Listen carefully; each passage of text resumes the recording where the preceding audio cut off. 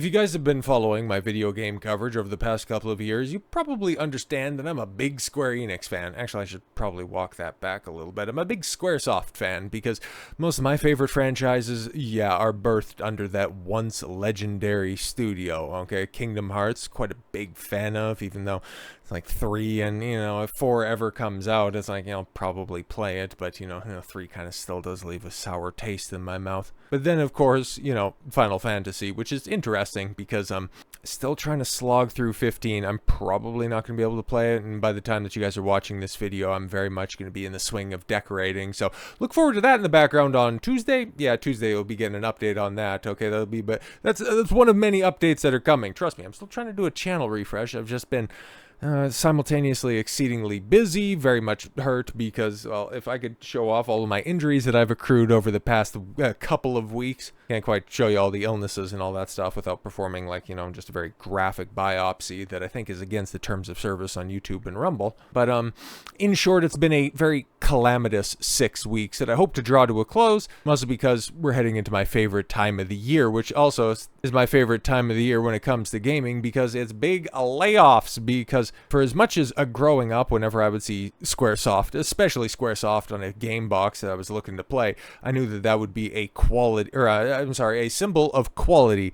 When it came to the early days of Square Enix, well, yeah, okay, I would normally associate that same opinion.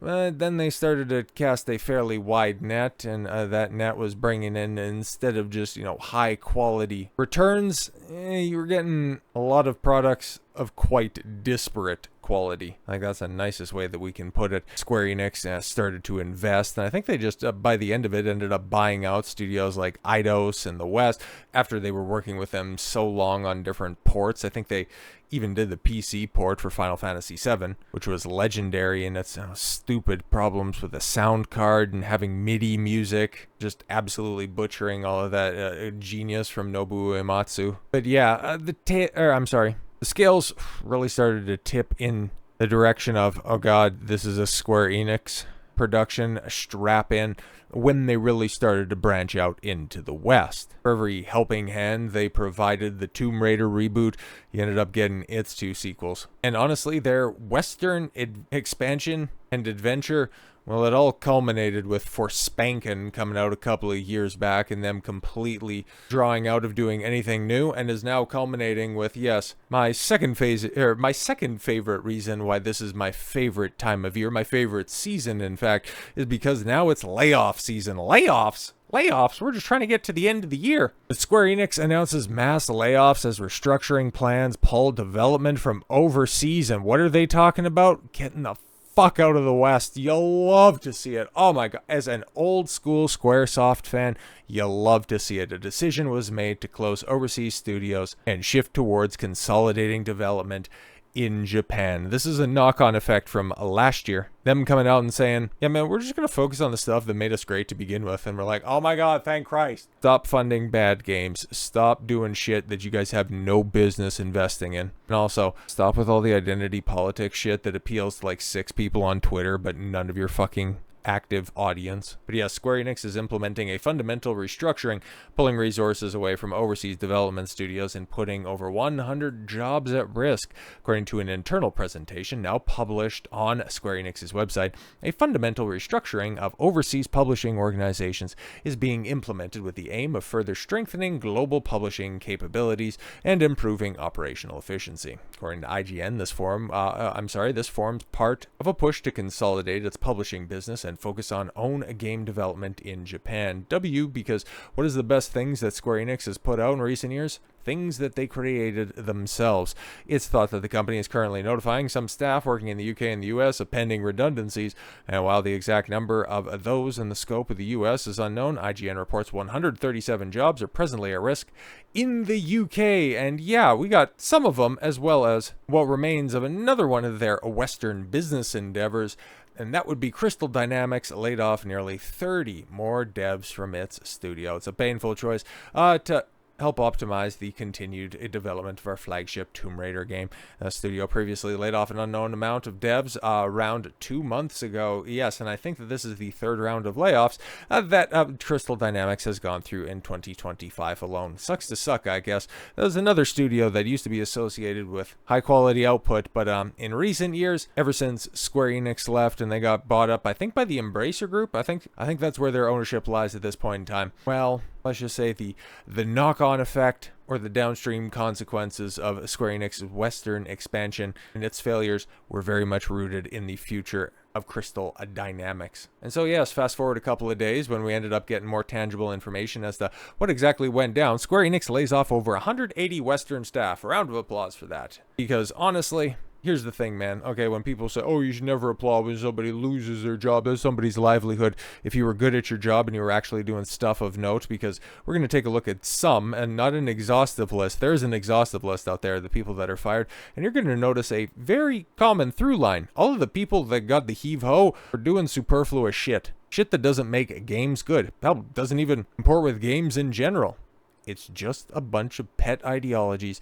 And the fact that they've been shown the door lets me know that Square Enix is taking this restructuring shit seriously. Square Enix has announced that after an extraordinary loss over the last 6 months, they are laying off Western staff as part of an overseas restructuring reform. The Western Chief Publishing Officer, yes, John Heinecke, announced that he would resign ahead of the news. And him, well, he's probably the key cog in this, but we'll circle back around to him real quick. Announced, yes, that he would resign and claimed over 180 staff would be affected by the layoffs. On October 31st, John Heinecke made a surprise announcement on LinkedIn declaring, yesterday I announced to my team at Square Enix that I decided to resign from my role as Chief Publishing Officer effective November 21st. This has been a difficult decision, as it means that I must part with a very talented group of high-performing and passionate co-workers and friends across the U.S. and Europe. It has been my distinct honor to lead, to work alongside, and to learn from such an amazing team, Heinecke praised. But Heinecke, well, he's also said other things in recent years, okay? Not exactly, someone I would consider a real stand-up dude. Now, if you're looking for a much more exhaustive list of the 180 some odd people who got the old heave-ho, shout out to the reunion, because they have this mega thread that I was tinkering with going through, but I just wanted to pull some of the highlights because it's fairly exhaustive, and a lot of the people that are out there, well, they work in the community management and the PR side of things, and also had some other pet ideologies. I've got a couple of them pulled up, but just let it be known that all of the people that normally cause the problems for these studios, at least what we have seen over the past couple of years, those are the ones that have gotten fired. The forward-facing, antagonistic type people, yeah, they're the ones that are gone. So again, not a great loss, and not one that I'm going to mourn, not even for one fucking second, including John Heinecke falling on his own sword. The Chief Publishing Officer and head of Western Branch of Square Enix has officially resigned ahead of a wave of layoffs. He responded, piss off to concern of woke ideology in video games. Heinecke was the direct voice of Western market to Japan. Yeah, exactly, okay? And here's the gestation of that quote. When AA, okay, this is on LinkedIn. Oh, I'm sorry. When AAA start pushing agendas gamers don't want to see, they pay for it by not buying the game for spanking right there. Okay, fire the long-term failing CEO and the staff that embraced woke ideology. Fair enough, and you know, the right call to make, and one that would eventually get answered some 7 months later.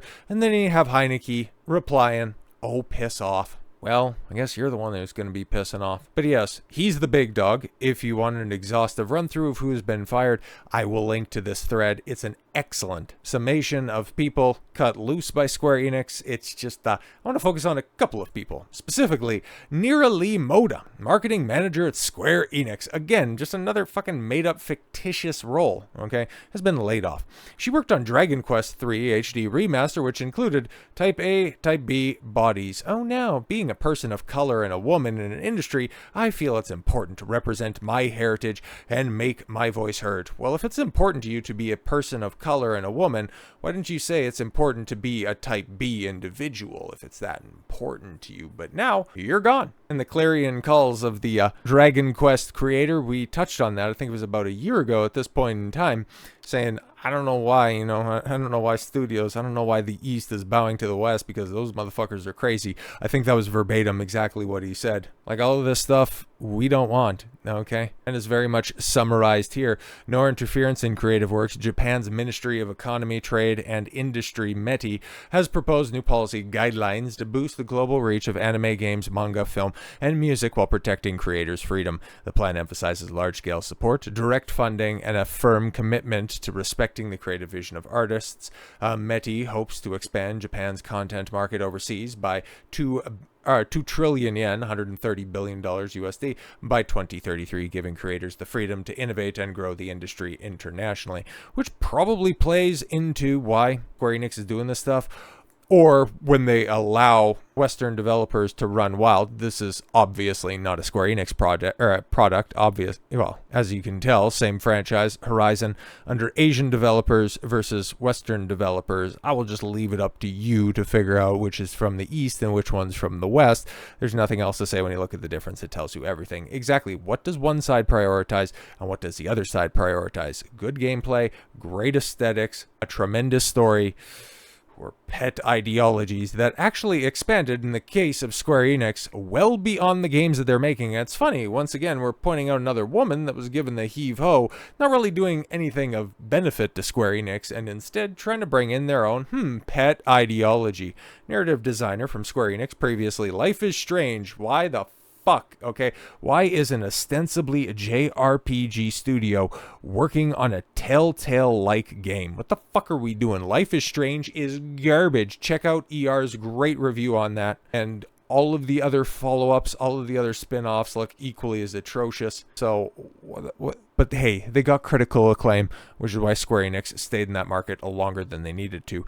But yeah, she ended up getting terminated. Rhiannon Gorman Murphy. Oh no! Lobbying agency, part of an organization called Limit Break Mentorship. Now, we're going to stay on this for a second. Lobbying agency for marginalized people in video game industry, intended to replace, yes, exactly, the guys who made all the great games, especially in the West, out in the East. It's funny, right? Because you don't see any of these advocacy groups trying to get rid of the straight Japanese guys because, well, there's a different competency ladder that is apparently getting rectified in the West. You'll love to see it. But global brand manager at Square Enix, external studio Anne-Lou Grabois-Favreau, it's always the French, has been laid off. Yes, she was a star mentor on the lobbying agency Limit Break Mentorship, along with Final Fantasy 16. Oh, yeah, he was the voice of Clive. Joshua, I'm so sad about... Fucking hate 16. Anyways, actor Ben Starr. Don't hate Ben Starr. Seems like a nice guy. Kind of a fucking dolt, all things considered, but a nice guy nonetheless. It seems Square Enix voice actors are also aligning with these ideologies. No, they'll just get along wherever they go along, because the voice acting industry, guys, in case you didn't know, it's very competitive and it's very incestuous. So yes, Ben Starr, he's very good at his job. Hopefully he gets I really hope he gets a competent script one day under the Final Fantasy umbrella. But yes, his little blurb about being a star mentor for Limit Break, be realistic, it's hard work and success must be earned, which is quite antithetical to the whole, hey, just give me a job because I'm a woman or I'm gay or I'm from this quote-unquote minority group, even though what's the majority of people, what is the biggest sex on earth? Oh right, there's more women than men out there, but hey, they're still marginalized for whatever fucking reason. But yeah, man, the bloodbath over at Square Enix is not exaggerated. It is also not slowing down anytime soon, but it is very much warranted, and the people that are a part of this situation, oh, they have earned their spot. They are being rewarded in kind. So with all that said, thank you all very much for the gift of your time. I've been Don Consuelo. I want you to follow your gut and get after it. Take care, everyone.